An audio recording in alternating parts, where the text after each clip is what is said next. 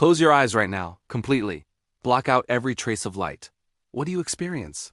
Darkness, yes. But more than that, helplessness.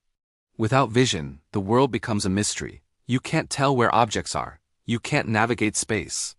You're dependent on other senses, fumbling through an environment you can no longer decode. Now imagine living in that darkness. Permanently. Not the darkness of closed eyes that ends when you open them, but absolute, unending blackness. No light, no shapes, no colors, nothing. This is cortical blindness, the result of damage to the primary visual cortex, the part of your brain that transforms light into sight. When that region is destroyed, vision doesn't just fade. It vanishes completely. This is what happened to a man known in neuroscience literature as TN. Years ago, he suffered strokes that obliterated his primary visual cortex on both sides of his brain. The damage was total, irreversible. Medically, legally, neurologically, TN became blind. He sees nothing, not dim shapes, not vague shadows, nothing, just permanent, absolute darkness. But one day, researchers decided to test something strange. They brought TN to a hospital corridor and filled it with obstacles. Cardboard boxes placed randomly across the floor. Chairs scattered in the walkway. Medical equipment blocking the path. Any sighted person would need to pay attention, stepping carefully around each obstruction. A blind person with a cane would take considerable time, tapping methodically, moving with extreme caution. TN had no cane. The researchers simply asked him to walk to the end of the corridor. What happened next defies everything we think we know about vision and human perception. TN began walking, not slowly, not hesitantly, with confidence. He approached the first box in the middle of the corridor and, without pausing, without breaking stride, shifted his body slightly to the side. He passed it cleanly. A chair on the left? He leaned right and cleared it without contact. Medical equipment on the floor? He lifted his foot and stepped over it, as if he knew precisely where it was positioned. Obstacle after obstacle, he navigated them all. Never touched anything. Never stumbled. Never hesitated. He moved through that corridor with a fluidity that seemed impossible for someone who sees absolutely nothing. The researchers were stunned. Cameras recorded every movement. Within seconds, Tian reached the end of the corridor, stopped, and stood there calmly as if he had just completed the most ordinary task in the world. One of the researchers approached him. "Did you see the obstacles?" Tian answered without hesitation. "No, I didn't see anything. Just darkness like always. But you avoided every single one. How? I don't know. I didn't see anything, I'm certain of that. But something was guiding me." That something Tian describes isn't mystical intuition. It's not a supernatural power. It's a real medical phenomenon, scientifically documented, called blindsight. His brain was seeing. His eyes were capturing visual information. But he, the conscious person, had no awareness of it. He experienced no sensation of seeing whatsoever. Everything was happening at a deeper level, a level that never reached his consciousness. How can someone see without knowing they're seeing? How can the brain process visual information, calculate distances, identify objects, guide body movements, all without creating the experience of conscious vision? The answer to this question reveals something profound about how the human brain actually works. And more importantly, it reveals that you have this system too, operating now, in this very moment. To understand what happened to Tian and what's happening inside your brain right now, we need to trace the pathway that visual information travels from the moment light enters your eyes to the moment you experience sight. When light reflects off any object in front of you, it enters your eyes through the pupil, passes through the lens, and strikes the retina at the back of your eyeball. The retina is covered with millions of light-sensitive cells that convert photons into electrical signals. These signals travel through the optic nerve like a data cable directly to your brain. But where exactly do they go? Most people imagine there's a single pathway, one direct route that ends in a single brain region responsible for vision. But the reality is far more complex and far more fascinating. The first pathway, the one everyone knows about, goes to a region at the back of your brain called the primary visual cortex, or V1. This is where conscious vision happens. This is where electrical signals are transformed into the vivid, colorful, three-dimensional experience you call seeing. Colors, shapes, motion, depth, every detail of the visual world you experience is constructed here. V1 is the gateway to conscious vision. When it functions, you see clearly. When it's damaged, as in TN's case, conscious vision disappears entirely. This is what most people know. But here's the secret that changes everything. There's a second pathway. An older, more primitive pathway buried deep in the brain. A pathway that doesn't go through V1 at all. A pathway that bypasses it completely and travels directly to other brain regions. Regions that existed long before conscious vision evolved. This second pathway goes to two primary areas. The first is called the amygdala. The amygdala is a small, almond-shaped structure, but incredibly powerful. It's responsible for detecting threats and responding to danger rapidly. When you see something frightening, before you're even fully conscious of what it is, your amygdala has already reacted. It's prepared your body to run or fight. It's an ancient alarm system, faster than conscious thought. The second region is called the superior colliculus. This area is responsible for locating objects in space, calculating distances, orienting eye movements, and coordinating body movements in response to the environment. It's like a primitive navigation system, present in the brains of reptiles and primitive mammals millions of years ago. These two parts of the brain work together to create what we can call the unconscious vision system. This system doesn't create images. It doesn't generate the colorful, clear visual experience, but it processes visual information extremely effectively. It detects motion, identifies locations, recognizes obstacles, assesses threats, all without ever informing your consciousness. When TN suffered his strokes, the V1 areas of his brain were completely destroyed. The first pathway, the pathway for conscious vision, was severed. But the second pathway, the ancient route that goes to the amygdala and superior colliculus, remained intact. It wasn't affected by the strokes at all. So when TN stood at the beginning of that corridor, his eyes were still functioning. The retina was still capturing light. The optic nerve was still sending signals. But instead of going to the destroyed V1, those signals went directly to the amygdala and superior colliculus.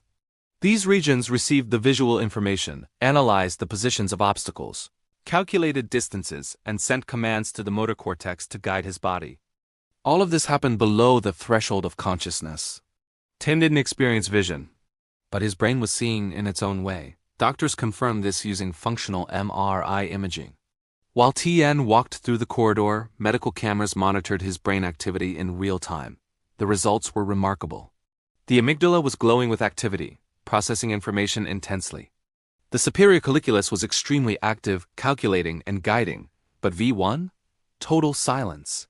No activity whatsoever, complete darkness. His brain was seeing, he was not.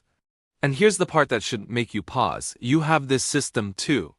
This ancient, unconscious pathway is operating in you right now, at this exact moment. The difference is that your V1 is intact, so you have conscious vision, but that primitive system, it never stopped working. It's processing information you never consciously perceive. It's seeing things you don't know you're seeing. You don't have blindsight like TN. Your visual cortex works perfectly. You see the world clearly and consciously.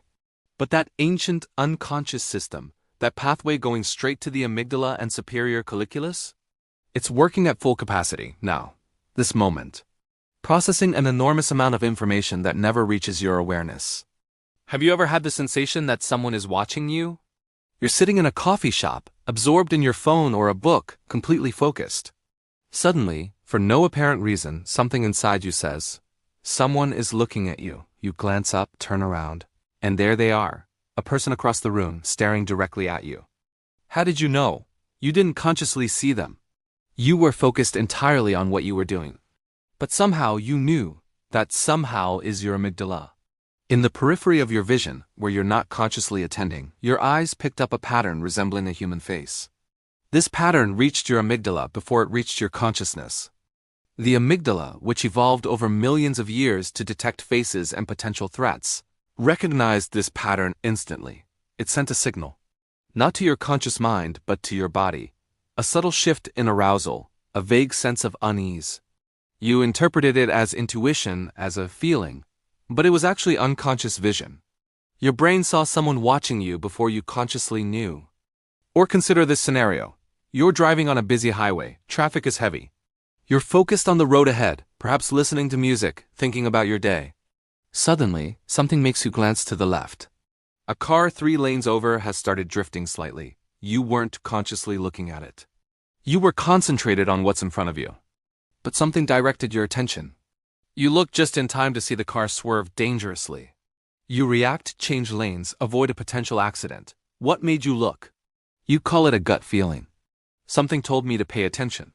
But the medical truth is that the superior colliculus in your brain was monitoring motion in your peripheral visual field. It detected an abnormal movement pattern, calculated that it represented a potential threat, and directed your attention. Unconscious vision saved your life. The examples are endless. How many times have you entered a room and immediately felt that something isn't right, only to discover later that there actually was a problem? How many times have you met someone for the first time and felt distrust, unable to explain why, only to find out later that your intuition was correct? When you meet someone, your brain analyzes their facial expressions in fractions of a second. It detects minute inconsistencies between what they're saying and what their body language shows. It picks up patterns in their tone of voice, speech rate, pupil dilation. All this information is processed without your conscious awareness. Your amygdala collects it, analyzes it, and if it detects something inconsistent, something suggesting potential danger, it sends a signal. You experience this as a feeling or intuition. But in reality, it's unconscious vision processing information your consciousness never captured. Scientific studies have confirmed this repeatedly. People who trust their gut when making complex decisions often make better choices than those who analyze everything consciously. Why? Because the unconscious brain can process a massive quantity of variables, complex patterns, intertwined data at a speed that exceeds the conscious mind's capability by hundreds of times. Professional athletes describe moments when they feel the game slows down. Fighter pilots make split-second decisions without thinking. Emergency room doctors diagnose complex conditions based on cues they can't even articulate in words. These people aren't superhuman. They've trained their unconscious systems through thousands of hours of experience. Their brains process patterns at incredible speed, see things consciousness doesn't see, and guide behavior with remarkable precision. And mothers? The capacity of mothers to sense when something is wrong with their children, even at a distance, isn't telepathy. It's years of careful observation, constant calibration of the unconscious detection system. Subtle changes in the child's voice tone over the phone, slightly different behavior patterns. Minute signals that don't reach consciousness, but the brain detects, analyzes, and sends the alert. Something isn't normal. Here, the part that's simultaneously disturbing and fascinating. Most of what your brain processes never reaches your consciousness. The vision you experience, the clear, colorful world you see, is actually a construction, a carefully curated selection. Your brain decides what to show you. It decides what deserves to reach your consciousness. The rest? It's there. Your brain is using it, processing it, building decisions based on it. But you never know. Blindsight patients like Tien make this visible. They reveal the hidden system we all possess. A vast unconscious perceptual system, working in the shadows of awareness, processing information, guiding behavior, protecting, helping make decisions. We navigate the world seeing far more than we perceive. So the next time you have a gut feeling, an inexplicable intuition, a sense that something isn't right, don't dismiss it.